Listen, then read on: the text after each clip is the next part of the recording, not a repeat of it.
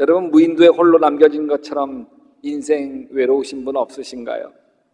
아, 인생 참 외롭다, 내 인생 참 가련하고 불쌍하다 싶은 분 말이에요. 사실 남편이 없는 것도 아니고 자식이 없는 것도 아닌데 인생이 외로워요. 근데 여러분, 외롭지 않은 인생이 있을까요? 정원승 시인은 이렇게 얘기해요. 외로우니까 사람이다. 그대 울지 마라. 외로우니까 사람이다. 살아간다는 것은 외로움을 견디는 일, 공연히 오지 않는 전화를 기다리지 마라. 눈이 내리면 눈길을 걸어가고 비가 오면 빗속을 걸어라. 그대 울지 마라. 그대 울지 마라. 외로우니까 사람이다. 살아간다는 것은 외로움을 견디는 일, 공연히 오지 않는 전화를 기다리지 마라. 예수님도 참 외로운 분이죠. 이렇게 예수님도 넋두리를 하셔요. 여우도 꿀이 있고 공중의 새도 거처가 있을 때 인자는 머리 둘 것도 없더라. 예수님도 외로운 인생을 걸어가시죠. 외롭고 고통스러운 십자가의 길을 걸어가셨습니다. 십자가 고난을 앞두고 예수님 마음이 너무 심란하고 괴롭고 힘듭니다. 근데 사람들은 몰라. 그냥 죽은 나사로 살아난 걸 축하하는 잔치를 나사로 집에서 성대하게 벌입니다. 누구 하나 고독한 예수님의 마음을 알아주는 사람이 없습니다. 근데 그 자리에 오직 한 여인, 마리아의 눈에는 예수님이 보여요. 예수님의 마음이 보여요. 예수님이 지금 얼마나 외롭고 고통스러워 하시는지가 보이는 거예요. 그래서 요한복음 12장 3절에 보면 마리아는 지극히 비싼 향유 곧 순전한 나드 한 근을 가져다가 예수의 발에 붓고 자기 머리털로 그 발을 닦으니 향유 냄새가 집에 가득하더라. 요한복음에는 짧게 나와 있지만 누가복음에는 아주 세세하게 묘사하고 있습니다. 마리아가 눈물을 뚝뚝 흘리며 예수님 발을 적십니다. 자기 머리카락을 길게 들여서 그 예수님 발을 닦습니다. 그리고 한두 번도 아니고 이 집에 들어와서부터 줄곧 예수님 발에 연신 입을 맞춥니다. 그러다가 예수님 발에 향유 옥합을 깨뜨리고 발라드렸습니다. 온 방 안에 향유 냄새가 진동을 합니다. 이것을 본 가룟 유다가 소리를 버럭 지릅니다. 뭐 하는 짓이야? 그 비싼 거 이거 팔면 300데나리온에 팔아서 가난한 사람들에게 주지 아니하고 왜 이렇게 낭비해? 너 제정신이야? 예수님이 말리시죠. 가만두어라. 왜 그를 괴롭게 하느냐? 그는 내게 아름다운 일을 했다. 이 여자는 자기가 할 수 있는 일을 하였다. 곧 내 몸에 향유를 부어서 내 장례를 위하여 할 일을 미리 한 셈이다.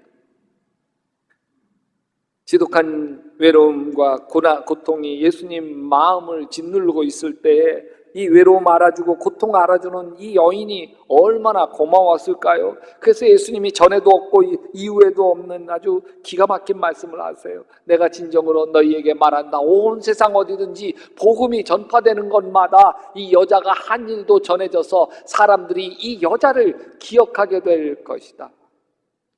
이 여인에게로부터 예수님이 정말 큰 위로 받은 거예요. 예수님은 자신의 외로움과 마음의 고통을 어떻게 풀어가셨을까? 기도죠, 기도. 그죠? 기도로 풀어가시죠. 겟세마네 동산에서 아버지, 이 잔을 내게서 옮기시옵소서. 마음이 괴롭고 힘들 때 기도로 풀어가십니다. 나의 원대로 마옵시고 아버지의 원대로 하옵소서. 기도로 하나님께 맡기며 풀어가시고 견뎌가셨습니다. 근데 오늘 요한복음 13장 말씀을 보면 외롭고 힘겨운 시간을 풀어가시는 예수님의 방법이 또 하나 더 있어요. 제자들의 발을 씻어주시는, 제자들의 발을 씻어주시는 말씀을 이렇게 시작합니다. 세상에 있는 자기 사람들을 사랑하시되 끝까지 사랑하신, 이제 조금 뒤면 자신을 배신하고 팔아넘길 가룟 유다도 이제 조금 뒤면 자신을 저주하고 부인하게 될 베드로에게도 발을 정성껏 씻어주시면서 끝까지 사랑을 베풀어 줍니다. 사실 이 장면을 이렇게 묵상해 보면 좀 코끝이 찡하게 됩니다. 그리고 나태주 시인의 내가 너를 이라는 시가 또 내가 너를 얼마나 좋아하는지 넌 몰라도 된다. 너를 좋아하는 마음은 오로지 나의 것이야. 나의 그리움은 나 혼자만의 것으로도 차고 넘치니까 나는 이제 너 없어도 너를 좋아할 수 있다. 예수님은 배신하는 제자 유다도 좋아할 수 있습니다. 저주하는 이 제자 베드로도 사랑할 수 있습니다. 이제 너 없이도 너를 좋아할 수 있기 때문입니다. 발을 다 닦아주신 예수님이 이렇게 말씀하셨습니다. 주며 선생인 내가 너희의 발을 씻어 주었으니 너희도 서로 남의 발을 씻어 주어야 한다. 내가 이같이 너희에게 한 것 같이 너희도 이렇게 하라고 내가 본을 보여준 것이다. 지난주에 88세 되신 하얀 머리 노금주 권사님 세상을 뜨셨습니다. 장례를 치루어 드렸습니다. 11년 전 너무나 추운 겨울이었는데 노금주 권사님 집 베란다에 세탁기가 있는데 그만 하도 추워서 세탁기가 동파되고 말. 그래서 겨우 내내 손빨래로 지내야 하셨어요.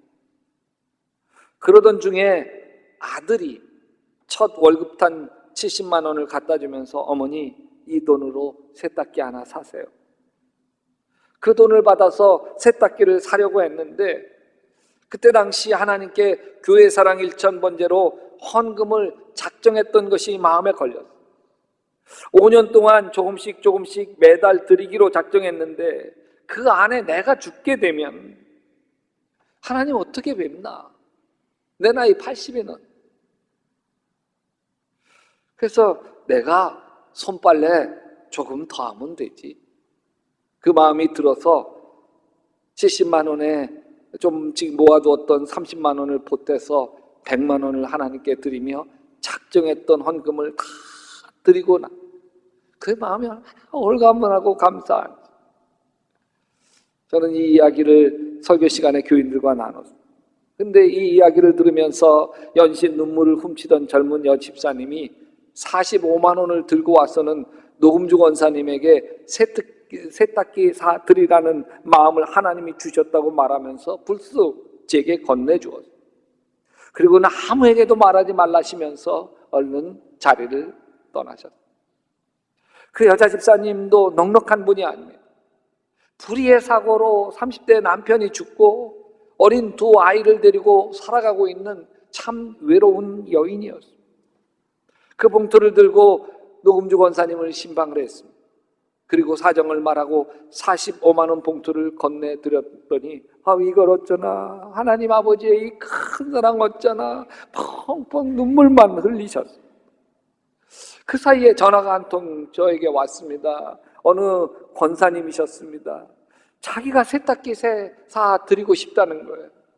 그래서 제가 권사님 한 발 늦었네. 다른 분이 먼저 세탁기 해드린다고 했어요. 그랬더니 그래요? 그러면 다른 것이라도 꼭 해드리고 싶어요. 뭐든지 말씀해 주세요. 그래서 제가 노금주 권사님에게 권사님 뭐든지 말씀하세요. 꼭 필요한 거 말씀하세요. 한참을 생각하시던 이 노금주 권사님이 그 권사님이 주신다는 돈 그걸로 교회 사랑 1000번제 하나님께 또 드렸으면 좋겠어요. 그러는 거예요. 그건 안 돼요. 그렇게 하라고 할 수 없잖아요. 꼭 필요한 거 말씀해 주세요. 제가 조르자 머뭇거리면서 어렵게 그러면 목사님께 순종할게요. 다 큰 손주들이 컴퓨터 필요하다는데 그거 하나 있었으면 쓰겠어요. 그 권사님이 100만 원이 넘는 좋은 컴퓨터를 사주었어요. 이분 또한 자신이 누군지 말하지 말아달라고 신신당부하셨어요. 노금주 권사님은 하나님께 드렸어요. 그래 손빨래 때 더하지. 하나님께 먼저 드렸어요. 그랬더니 하나님께서 더 넘치게 축복해 주셨어요. 세탁기만 아니라 그 컴퓨터까지 주셔서. 할렐루야. 노금주 권사님은 가난하게 살아야 되는 인생의 외로움과 고달픔을 하나님을 사랑하는 마음으로 씻어가고 계셨던 것이고, 30대 나이에 남편을 잃고 어린 두 아이를 키워가는 이 외롭고 서러운 집사님도 외로운 노인 권사님에게 세탁기 선물을 해드림으로 자신의 외로움을 씻어가고 있었던 것이죠. 발 닦아주시는 예수님이 제자들에게 마지막으로 새 계명을 주셨습니다. 새 계명을 너희에게 주노니 뭐해라? 서로 사랑하라. 외로운 인생을 살아가는 우리에게 주시는 계명이에요. 서로 사랑. 근데 2000년 전 그때 당시 제자들은 서로 사랑하고 있지 못했어요. 예수님이 대권을 잡으면 누가 더 높은 자리에 올라갈까, 이것 때문에 서로 경계하고 서로 혈안이 되어 있었어요. 예수님의 이모였던 야고보와 요한의 어머니, 예수님에게 직접 청탁을 합니다. 나의 이 두 아들을 주의 나라에서는 하나는 주의 우편에 하나는 주의 좌편에 앉게 명하소서. 이 일로 제자들 사이에 아주 대판 싸움이 일어납니다. 여러분, 사람들은 외로운 인생을 살아가면서 성공하면 외롭지 않을 거라고 착각합니다. 남들이 부러워하는 자리에 앉아 있으면 외롭지 않을 거라고 생각합니다. 남부러운 인생 살아간다고 외롭지 않은 게 아닙니다. 사랑을 잃어버린 인생이 외롭고 서글픈 것. 사도 바울은 고린도전서 13장에서 이렇게 얘기해요. 사랑이 없으면 내가 아무것도 아니에요. 사랑이 없이 사는 것은 아무것도 아닙니다. 그건 사실입니다. 사랑할 사람도 없고 사랑할 필요도 느끼지 못한 채 살아간다는 건 참 가여운 인생입니다. 이 사람의 인생은 아무것도 아니기 때문에. 사랑 없이 사는 부분은 아무것도 아니에요. 사랑 없이 사는 인생도 아무것도 아니에요. 사랑 없는 교인은 아무것도 아니에요. 근데 여러분, 사랑이 없는 사람이 어디 있겠어요? 부부가 사랑하죠. 사랑하니까 같이 살잖아요. 근데 왜 맨날 투닥투닥 하죠? 사랑하는데. 여러분, 자녀를 사랑하잖아요. 어느 정도 사랑해요? 생명보다 더 사랑하잖아요. 근데 사랑하면서 지내는데 왜 자꾸 아이들하고 자꾸 틀어지죠? 그냥 잘 되라고 하는 말인데 아이들은 들으려고 하지도 않고 잔소리라고만 생각하고 있으니 신경질만 내고. 사랑하지 않는 게 아니에요. 사랑하는 마음이 없는 것도 아니에요. 근데 왜 사랑이 이렇게 아프죠? 예수님은 우리에게 서로 사랑하라고 하시면서 이렇게 이야기하세요. 내가 너희를 사랑한 것 같이 너희도 서로 사랑해. 내 안에 사랑이 없는 게 아니에요. 있어요. 근데 이 사랑이 싸구려예요. 나를 좋아하는 사람은 내가 사랑해요. 내가 기분 좋을 때 사랑해요. 내가 이익이 될 때 사랑합니다. 근데 우리 사랑이 얼마나 싸구려. 예수님이 기분이 좋아서 발 닦아주신 게 아니잖아요. 예수님이 너무 좋아하는 사람들이기 때문에, 예수님을 너무 사랑하고 좋아하는 사람들이기 때문에 발 닦아주신 것도 아니죠. 나를 좋아하지 않아도, 내 마음에 들지 않아도, 배신할 유다도 저주할 베드로도 있는 모습 그대로 받아주고 사랑하고 섬겼습니다. 이게 하나님의 사랑. 사랑하는 자들아, 우리가 서로 사랑하자. 사랑은 하나님께 속한 것이니 사랑하는 자마다 하나님께로 나서 하나님을 알고, 사랑하지 아니하는 자는 하나님을 알지 못하나니 이는 하나님은 뭐다? 사랑이시며 사랑이 흐르지 않는 사람은 하나님이 흐르지 않아요. 은혜가 흐르지 않아요. 하나님이 사랑이시기 때문에 그래요. 그래서 요한복음 13장 35절에 너희가 서로 사랑하면 이로써 모든 사람이 너희가 내 제자인 줄 알리라. 2000년 전 초대교회 교인들은 예수 믿는다는 이유만으로 사자밥이 되어야 했습니다. 그래서 신앙을 지키기 위해서 무덤 속으로 땅굴을 파고 들어가 생활을 합니다. 어둡고 습기 차고 지하 감옥 같은 곳에서 몇 년이고 살아야 했습니다. 근데 지하 카타콤의 벽면에 이렇게 쓰여 있습니다. 우리는 서로 사랑함으로 천국을 경험한다. 아무리 벼랑 끝에 몰린 삶을 살아도 우리는 사랑함으로 천국을 경험합니다. 서로 사랑했기 때문에 지옥 같은 지하 동굴도 천국으로 바뀐다. 지난주 소천하신 노금주 권사님은 폐휴지를 주시면서 사셨습니다. 88세, 80이 넘은 나이에 쉽지 않죠. 그렇게 모은 돈이 얼마나 되겠어요? 4년 전 어느 날 텔레비전을 보는데 불쌍한 사람들 이야기가 나오더래요. 마음이 뭉클해서 저 불쌍한 아이들 돕고 싶기는 한데 헌정이 뭐 주워 파는 처지에 도울 수 있는 돈이 없죠. 그래서 기도를 해요. 하나님 아버지, 저도 저 불쌍한 사람 좀 돕게 저에게 좀 돈 좀 주세요. 돈 좀. 그리고 그 다음날 또 페이지를 주우러 리아카를 끌고 나갔어요. 누가 버렸는지 헌 옷더미가 있더래요. 그 중에 혹시 입을 만한 것 있나 싶어서 뒤적거리는데 흙이 묻은 작은 상자 하나가 툭 떨어지더래요. 무심코 열어봤더니 그 안에 애들 백일 반지, 돌반지, 아기들 백일 팔찌 이게 있는 거예요. 심장이 벌렁벌렁. 누가 이사가면서 옷까지 다 버리면서 그것도 모르고 같이 버려놓고 간 거예요.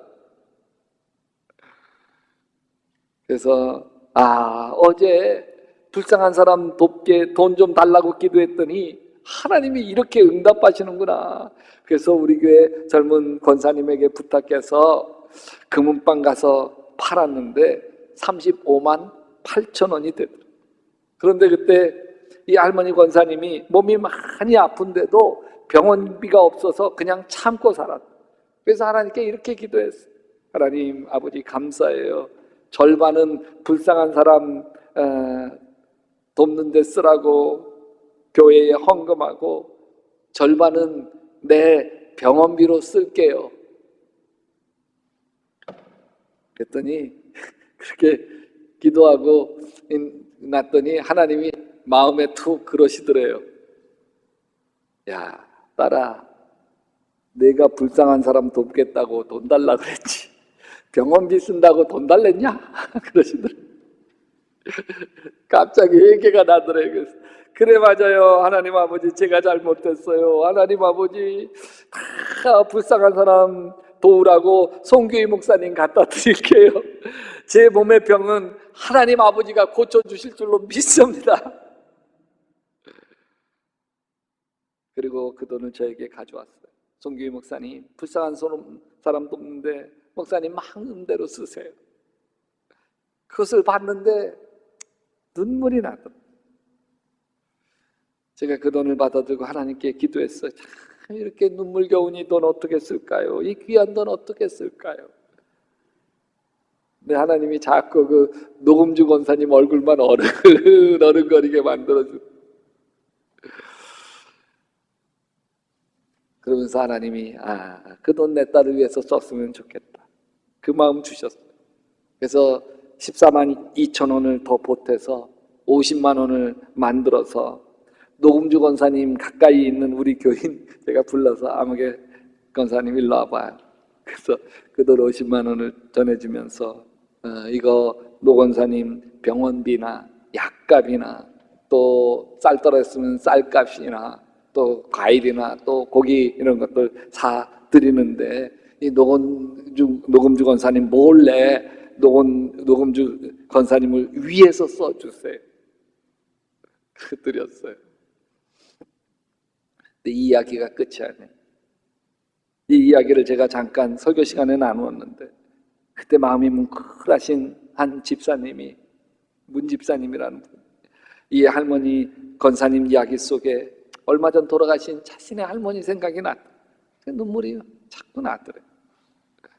그래서 그 돌아가신 할머니 자기가 섬길 수 없고 따뜻한 그 밥 한 끼 사드릴 수 없고 고기 사드릴 수 없지만 돌아가신 할머니 대신에 이 노금주 권사님 이 할머니를 섬겨야겠다는 마음이 들더래요. 그래서 매달 10만 원씩 저에게 가져와 1년 넘게 10만 원씩 담아서 그 할머니를 위해서 사용해달라고 저에게 가져와. 그래서 그 돈을 또 노금주 권사님 가까이 있는 교인에게 보이지 않게 도와주는 데 쓰라고 매달 전달해줘. 사랑이 흐른 거예요. 아무 조건도 없는 하나님 아버지의 사랑이 흐른 거예요. 하나님 아버지의 사랑이 흘러가는 곳에 감동이 있고 은혜가 있고 외로움이 씻겨가 행복이 흐르는. 우리 모두가 다 외로운 사람들 아닌가요? 남 모르는 아픔을 가슴에 품고 사랑하는 사람들 아닌가요? 인생이 다 외로워요. 목사님들 외롭지 않은 줄 아세요? 옆 사람에게 얘기해 볼까요? 너 외롭지? 사실 나도 외롭다.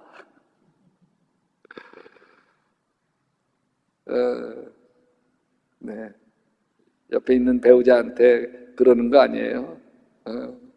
나 외롭다. 다 너 때문이야. 너 나 없으면 못 살지? 나도 너 없으면 못 살아. 그 마음으로 외로운 사람들끼리 서로 다가가서 발 닦아 주시며 그 사람의 외로움도 씻어주고 그 속에서 내 외로움도 씻어가시는 작은 예수로 살아갈 수 있게 되시기를 주님의 이름으로 축원합니다.